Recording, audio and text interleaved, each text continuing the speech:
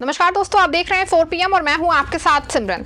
दोस्तों, उपराष्ट्रपति के 9 सितंबर को होने वाले चुनाव से पहले आंध्र के सीएम और टीडीपी सुप्रीमो चंद्रबाबू नायडू ने उपराष्ट्रपति चुनाव में ऐसा बम फोड़ा है कि सियासी गलियारों में हड़कंप मच गया है। चंद्रबाबू नायडू का धमाका इतना तेज है कि एक ओर जहां अपने सूट-बूट वाले पीएम साहब और उनके तथाकथित चाणक्य अमित शाह की सिट्टी पिट्टी गुम है, वहीं दूसरी ओर बड़ी खबर यह भी निकल के सामने आ रही है कि टीडीपी के अंदर खाने में भयंकर बवाल चल रहा है। ऐसे में उपराष्ट्रपति के चुनाव में क्रॉस वोटिंग की संभावनाओं से इनकार नहीं किया जा सकता है। चंद्रबाबू नायडू ने कौन सा एटम बम फोड़ा है और क्यों उनके बयान के बाद हड़कंप मचा हुआ है, ये सब कुछ मैं आपको अपनी इस रिपोर्ट में बताने वाली हूं। साथ ही इस पर भी चर्चा करेंगे कि कैसे चंद्रबाबू नायडू के दाव से अपने पीएम साहब और उनके चाणक्य एक बार फिर से सहम गए हैं और कैसे क्रॉस वोटिंग पे चर्चा शुरू हो गई है।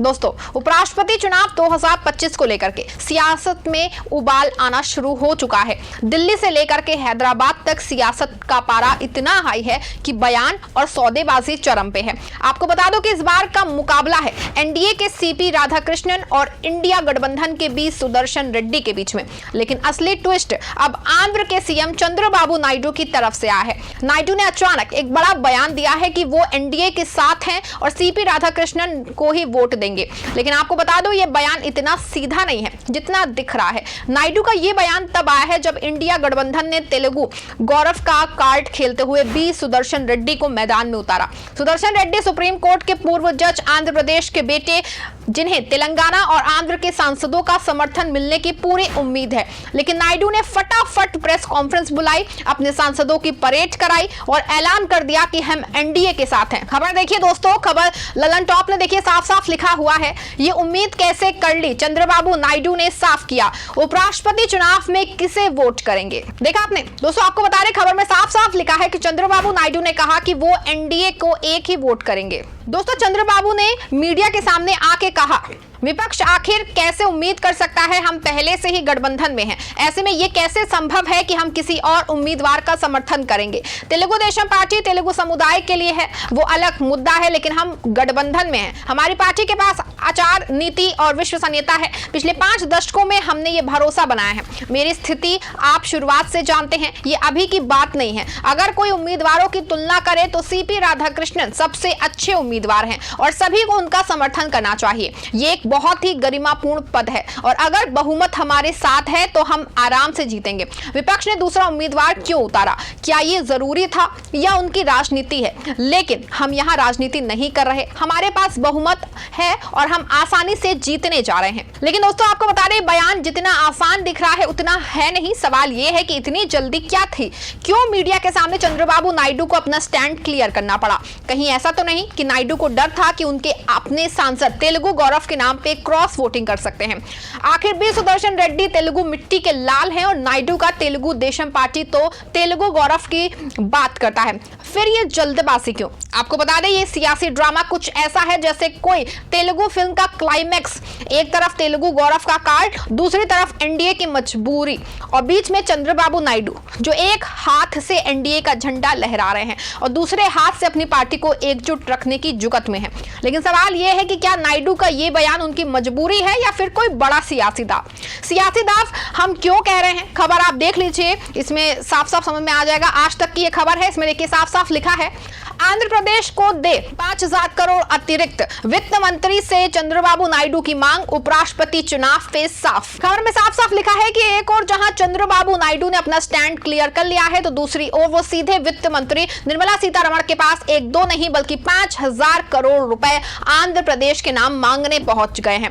चंद्रबाबू अपने एक तीर से कई निशाने साधे हैं। पहला ये कि वो सीधे तौर पे मोदी और शाह को उपराष्ट्रपति चुनाव में वोट से पहले बजट पे चर्चा करने दिख रहे हैं। दूसरी ओर जनता के बीच ये मैसेज देने की कोशिश कर रहे हैं कि वो तेलुगु गौरव पे आंध्र के साथ खड़े हैं और विकास के लिए उपराष्ट्रपति चुनाव के बदले बड़ा बजट लेके आए हैं। आपको बता दें, कोई नई बात नहीं है। नायडू साहब की सियासत का पुराना फॉर्मूला है कि जब भी केंद्र में गठबंधन सरकार होती है, नायडू किंग मेकर बन के उभरते हैं। और अपने राज्य के लिए मोटी रकम की डील पक्की करते हैं। 2024 के लोकसभा चुनाव में टीडीपी ने 16 सीटें जीती और एनडीए को बहुमत के लिए इन सीटों की सख्त जरूरत है, लेकिन इस बार नायडू का दाव उल्टा पड़ता दिख रहा है। आपको बता दें कि नायडू ने निर्मला सीतारमण से मुलाकात में अमरावती के निर्माण के लिए 79,280 करोड़ की जरूरत बताई है, जिसमें से 44,351 करोड़ के काम पहले से चल रहे हैं, लेकिन अब अचानक 5,000 करोड़ की अतिरिक्त मांग। ये रकम कोई छोटी मोटी नहीं है और ये सीधे तौर पे सियासी सौदेबाजी की मिसाल है।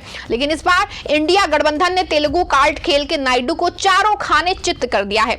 आइए अब इस तेलुगु गणित को समझते हैं दोस्तों। ऐसे में जिस तरह का सियासी ड्रामा चल रहा है, तेलुगु गौरव और क्रॉस वोटिंग की संभावना से इनकार नहीं किया जा सकता है और यही वजह है कि नायडू की नींद उड़ गई है। आपको बता दें कि उपराष्ट्रपति चुनाव में व्हिप लागू नहीं होता, यानी सांसद अपनी मर्जी से वोट कर सकते हैं और यहीं से शुरू होता है क्रॉस वोटिंग का खेल।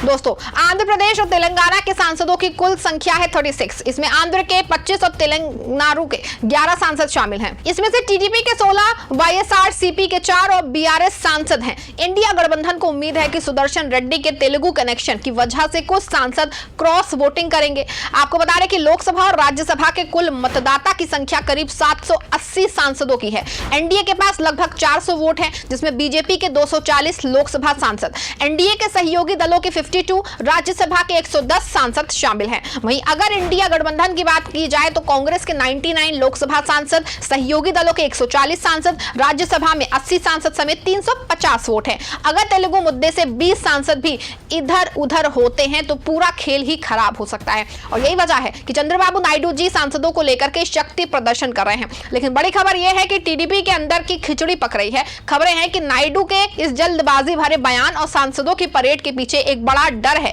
कि पार्टी के अंदर भयंकर उठापटक चल रही है। सूत्रों के मुताबिक कुछ टीडीपी सांसद सुदर्शन रेड्डी को वोट देने के मूड में हैं, क्योंकि वो तेलुगु गौरव का चेहरा है और नायडू को डर है कि अगर क्रॉस वोटिंग हुई तो उनकी सियासी साख का बट्टा लगेगा। एक तरफ जो आप मोदी जी के साथ डबल इंजन सरकार का गाना गा रहे हैं, दूसरी तरफ आपके अपने सांसद तेलुगु गौरव के नाम पे बगावत की स्क्रिप्ट लिख रहे हैं। वाईएसआरसीपी के जगन मोहन रेड्डी ने पहले ही चेतावनी दी थी कि नायडू राहुल गांधी के टच में है, लेकिन अब लगता है कि नायडू खुद ही अपने जाल में फंस गए हैं और उनके 5,000 करोड़ की मांग से ना सिर्फ मोदी बल्कि अमित शाह भी बेचैन हैं। एक और जहां अमित शाह ये आरोप लगा रहे हैं कि इंडिया गठबंधन के प्रत्याशी नक्सलवादियों के मतदार हैं, तो वहीं दूसरी ओर ये बात भी सामने आई है कि वो नायडू 5,000 करोड़ के दाव से घबरा गए हैं।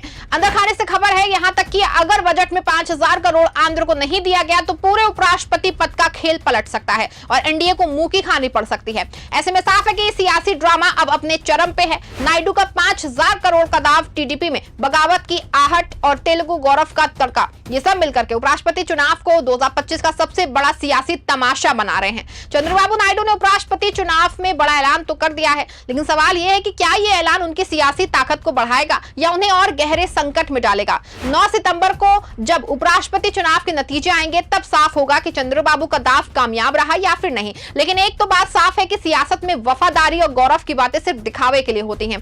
असली खेल तो वोट और पैसे का होता है और इस बार नायडू साहब उस खेल में फंसते दिख रहे हैं। आप क्या सोचते हैं? क्या नायडू की टीडीपी क्रॉस वोटिंग करेगी? क्या 5,000 करोड़ की डील पक्की होगी? और सबसे बड़ा सवाल कि क्या नायडू सियासी जाल से निकल पाएंगे? कमेंट में बताइएगा आपकी जो भी राय है। वीडियो को लाइक और शेयर भी करिएगा, हमारे चैनल को सब्सक्राइब भी करिएगा, क्योंकि सियासत का ये ड्रामा अभी खत्म नहीं हुआ है।